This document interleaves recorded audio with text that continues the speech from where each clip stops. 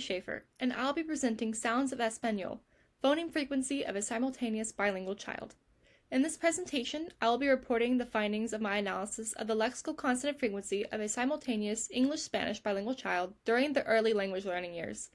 We will be examining the discrepancies between the consonant frequency of the overall Spanish language, that of the bilingual child, and that of the English language. There is still a lot of research to be done on bilingual individuals and how bilingualism affects phoneme acquisition, so I am very excited to share my findings.